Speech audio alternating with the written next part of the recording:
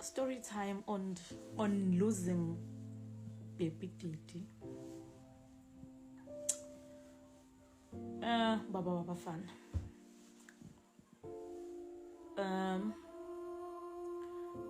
Ngizoyiqala from ukufika kwakhe because wayekade ngekho ngaleso sikhathi. Wayekade ngekho esemphantweni and uyahamba, and then esesekuhambeni kanjalo mina siyaxabana nibela kuba kubi. So mangabe eza ebuya akangitsheli because vele we're not on good terms yebo, so njakasho ngishwabene. Okay, Monday ngiyafika la ngidilika khona manje emsebenzini. Ngisasebenza ke. Ngiyafika la ngidilika khona, angithi ngumkhwenyana. Okay, ngidilike nami ngiyibumba Monday ekseni. Uyeza kimi. Siyabingelela nasiyaphilisana ziphi ingane. Abingane zekhaya phela. Uthi nandani wena ufunani la? Athi hayi khona engizoyenza. Bathi ngiyajika because ngave ngiyakubona ukuthi awufuni ukuthi ngibe la. Ngiyona gaye hawu ngisho nje nakade ngibuza. Hayi ahambe ke. And then kubo Tuesday, kubo Wednesday. Maku Wednesday afone ngisemsebenzini futhi nakho lapho around 10, 10:30. Uyafona uthi mina ngaphandle emsebenzini naye ngiyaphuma ke nami namaqox. Ngifika hello, hayi bengathi sifuna ukulungisa le ndaba le ebisixabanisile phela usabazali babantwana malungise guys ukaxoxa ngene bese ethi ona ngempheleza la police station. Mangazeke ukuya kwakhe police station because angimaze nomngane oyiphoyisa. Police station ngabe uyokwenzani? Hayi athi ngimphelezele uzoxoxa endleleni ngimpelezeleke.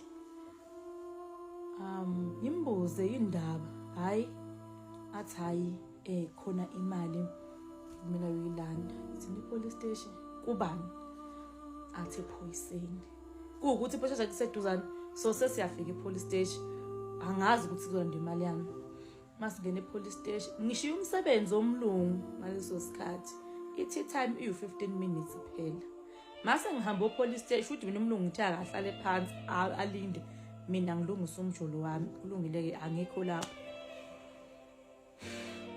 Masifika epolice station singene afune lelo phoyisa lela ekhuluma nalo liqhamuka iphoyisa uthi bani owaye sofika la okay likhipha imali esikhwameni limnikeze bese lithi hayi ngizokutshela futhi mangabe icala selizongena futhi enkantolo ngizokutshela futhi ukuthi buya.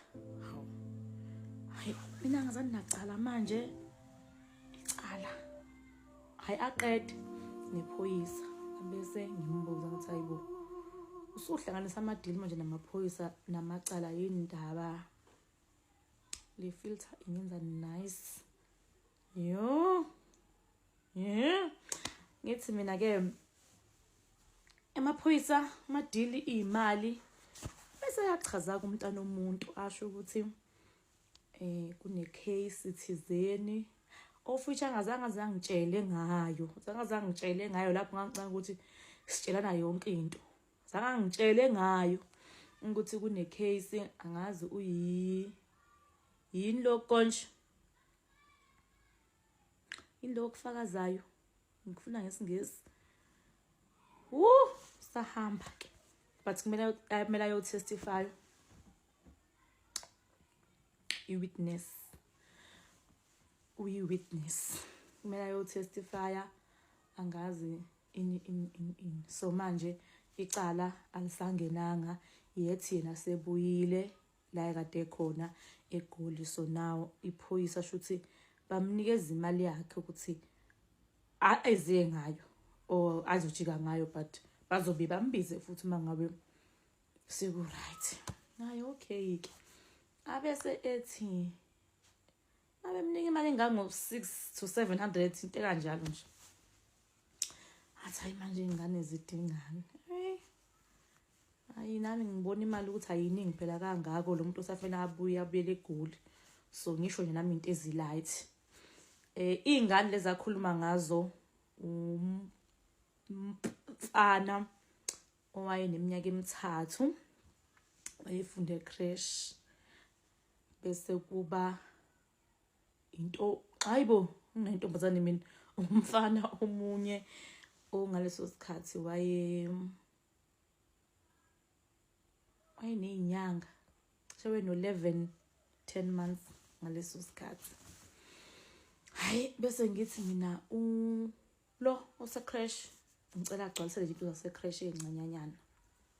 Lo omunye hayi bengicela nje angithengele ubisi nje infake. Hayi niyazi infake babafazi hayi kubiza kangako, yebo iyabiza kodwa ke infake. Hayi sihambe seShoprite naye njalo umkhwenyana siyocosha into zabantwana sithenge, and then masiqeda ukuthenga hawu ngithi phela mhlawumbe into ozohamba nami phela ngithi ngizofika nazo ekhaya.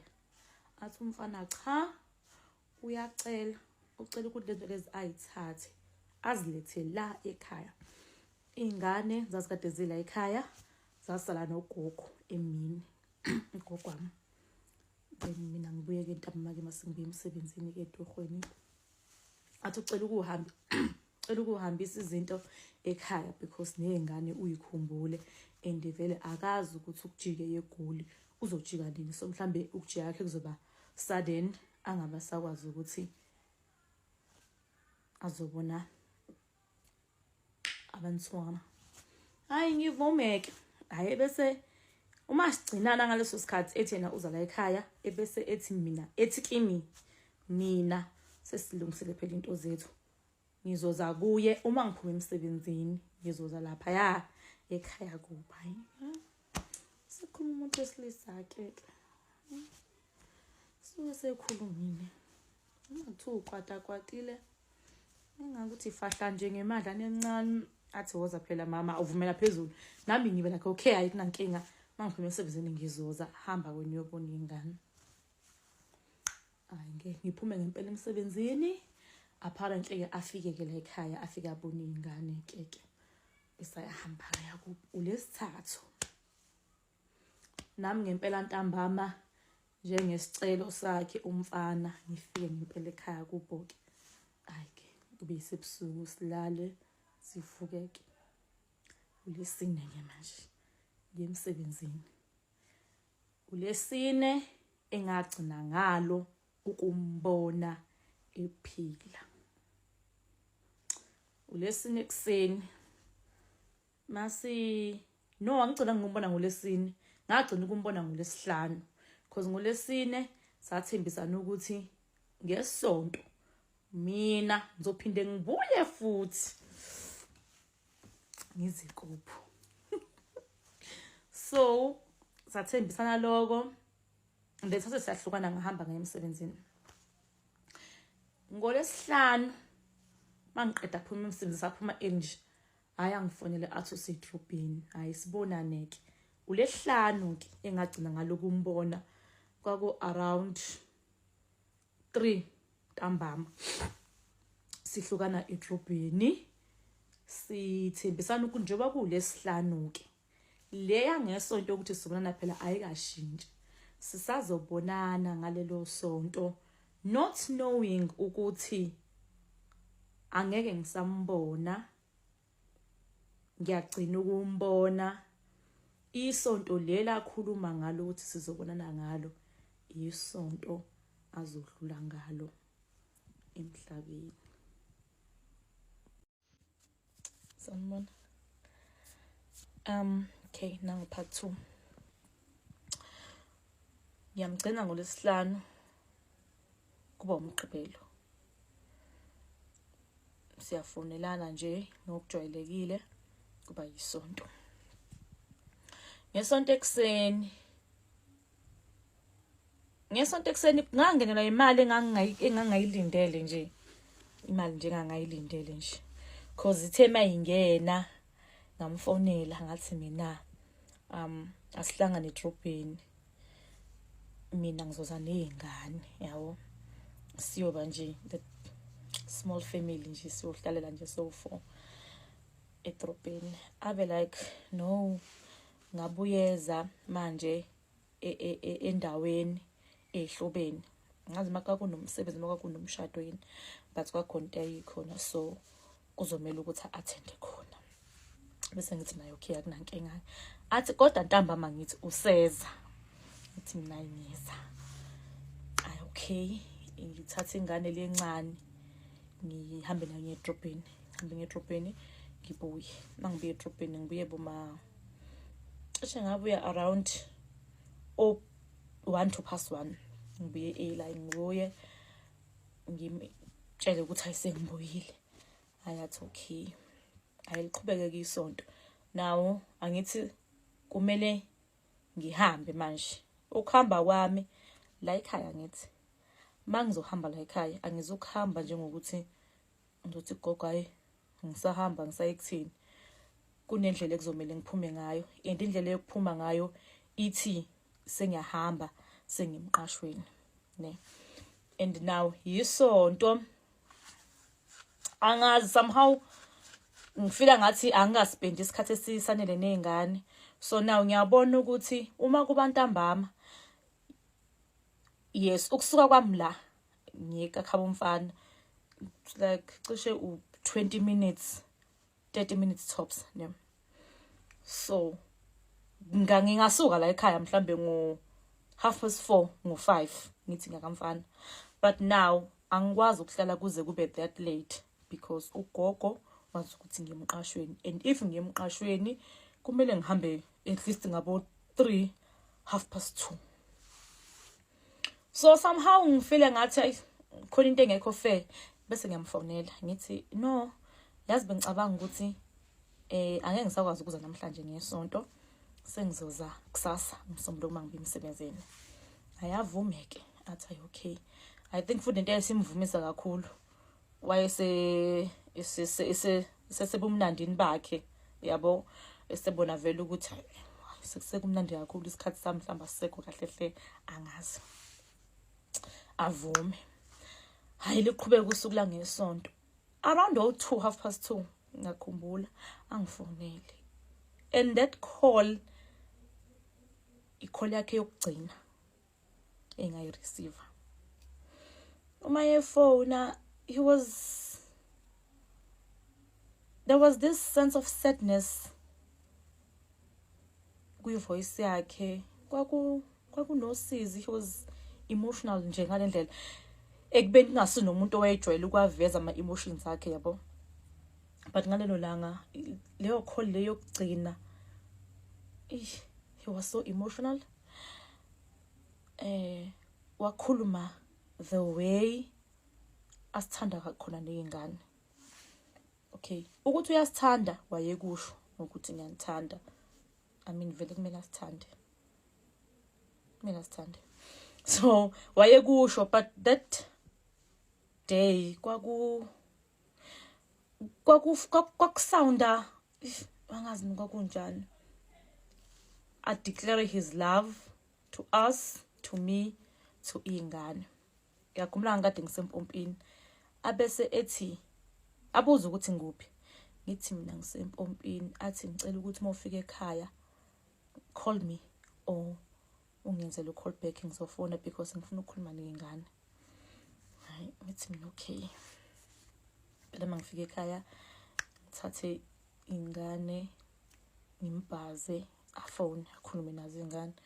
Like the way he was declaring his love enganeni, I think somehow he knew ukuthi something is gonna happen, or bewayazi vele ukuthi something is happening, ukuthi engafuni ukuyikhuluma, I don't know, but indlela ayekade esho ngayo nje, it was angazi nami.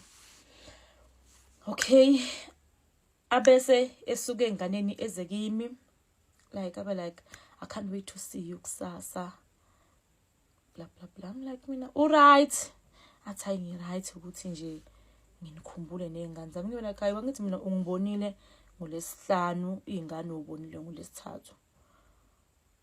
Hayi yabo kusidlule lapho. But i-call yakhe yokugcina engayi-receiver yileyo kwakade kwabo 2:30 yayikade ideclare nje uthando, cishe wayesevalelisa.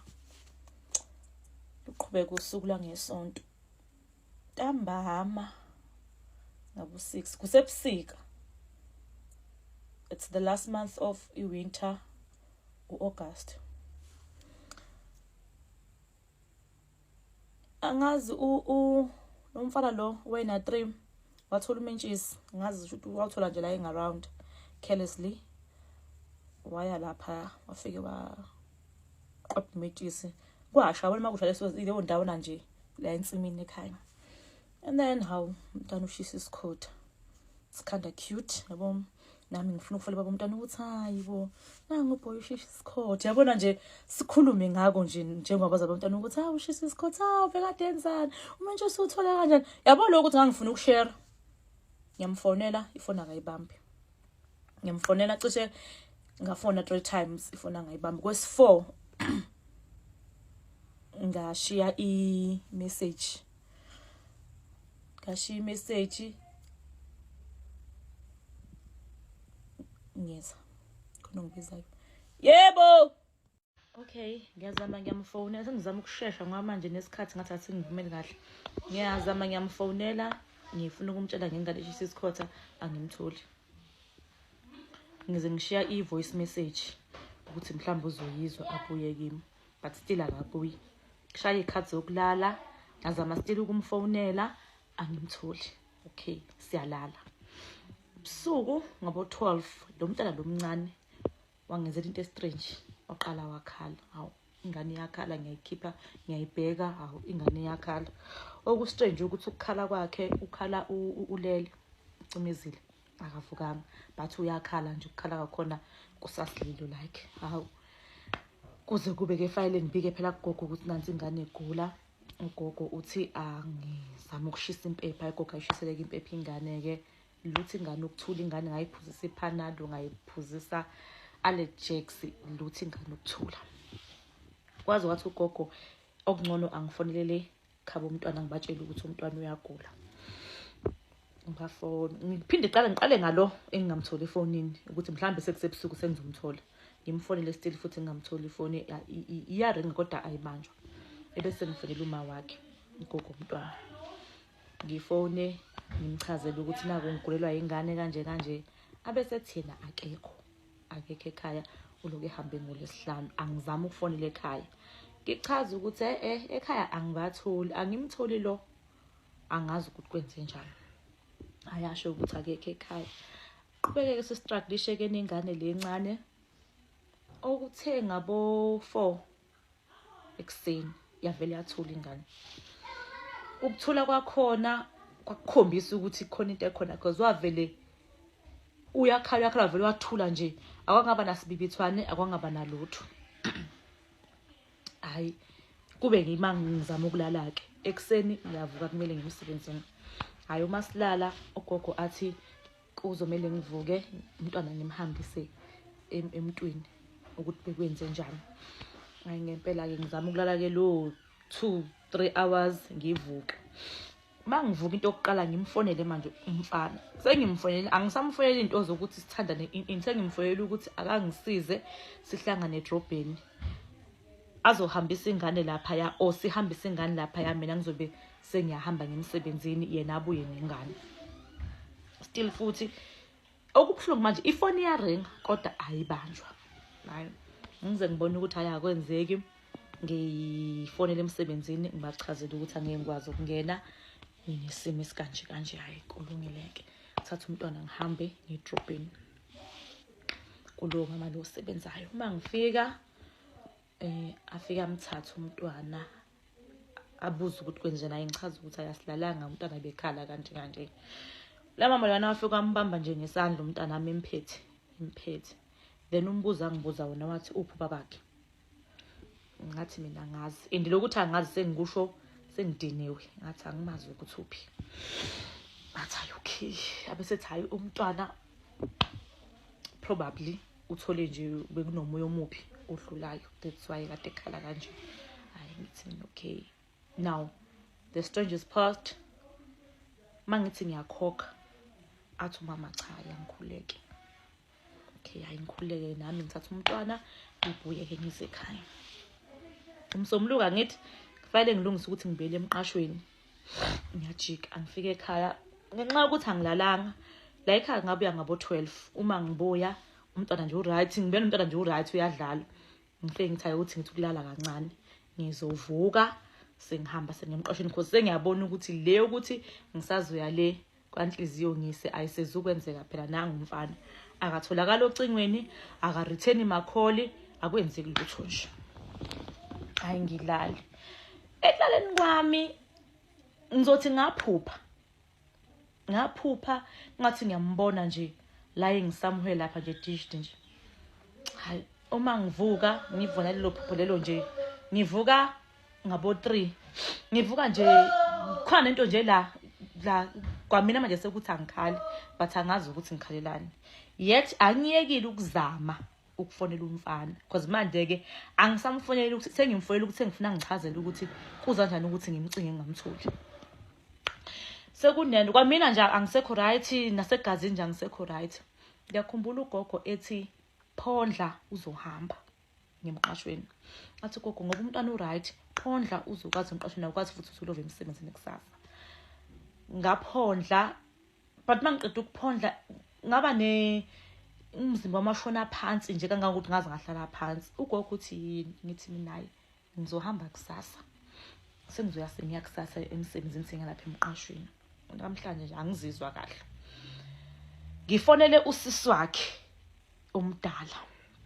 Wesisi uPhusbanibani athi angimazi ngimgcina izolo. Okay. Hayi ke. But now lesithombe lesi sengimbona ela engathi udindilize esigangeni. Asasuku manje lento engithi ngiphuphile. Ayisuku manje sekuyona manje ngathi seyifuna overpower my thinking ukuthi hayi man kungenzeka kodwa hayi angeke kwazi. Hayi bese kuthi ngabo 5 ntambama akufona uma womfana ke manje. Angichaza angibuze uma womfana ngithi mina yebo. Umfana wami umgcine nini? Ngithi wema ukumbona ngamgcina ngoLesihlanu ukukhuluma naye ngigcina izolo ngabo 2 ntambama ukusuka lapho angimthole efonini. Ngithi mina yindaba athi hayi akazi but manje usendleleni eya ekhaya. But mayifika ekhaya uzofika ambuza ukuthi ubebe seyangifonela. Ngithi mina okay. Now sengiqale nginokufila uneasy. Umzimba wami nje igazi lami liphansi kona sekuyasho ukuthi khona into embi ezayo. Alright, ngakhumbula ukuthi ikhole yangena la ekhaya izobika isifo leso yangena efonini kagogo akufonelwanga mina. Bafonela ugogo bamchazela gogo mabemfonela mina ngisekhishini ngiyapheka. Bamfonele bamchazele. Hawu ugogo ngibone ebiza udadewethu ihlala naye la ekhaya. Uza lana hayi ngibeza behlebeza nje ngalezo khathi kwakukade ku 2014 ngikhathi lezi nje zoku daba zomarikana yabona nje ukungabi right abantu besebenze emayini. So I'm thinking ukuthi ugogo njengoba ebizwa usisi wami maybe it has something to do with ubaba wasisi wami because uyena wayekade uyena osebenza emayini lapho. Kanti manje ubiza lo usafuna ukumtshela bazokwazi ukubeze neqhinga lokuthi bangitshele and mabengitshela kumele bangitshele fast before kuba khona umuntu efonini yami angitshele yabona. Hayi ngingena la ekamereni ngisuka ekitchen mangimfica udadewethu uyakhala. Hawu fike ngime mina ngithi akwenze njani. Hayi ahluleke ukukhuluma udadewethu bese ethi gogo wayibeka kahle nje wayibeka isoka wayibeka nje umuntu omdala. Athi ngithi uyazi ukuthi siyaphila but simele ukufa. Thina simele ukufa. Athi yebo simele ukufa. Kuba kukhona isikhathi so umuntu uyazalwa aphile kodwa futhi kukhona isikhathi sokuthi umuntu adlule emhlabeni. But angitshela ukuthi lenkulumo nje obeyilungiselela uyilungiselela ukuthi uzochazela mina mhlawumbe ngitshela ukuthi mhlawumbe uyangichazela nje ukuthi sekuvele inkinga nangi mhlawumbe baba kadadewethu la. Hayi ngithuleke mina ngimeke khimilele abese liqhumisa kugogo ibhomu. athi ubaba wabafana kuthiwa bamtholile. Yini bamthole kuphi? Athi hayi bamthole esigangeni esibudebuduze nasekhaya kubo. Bamthole sethule ngathi udutshuliwe.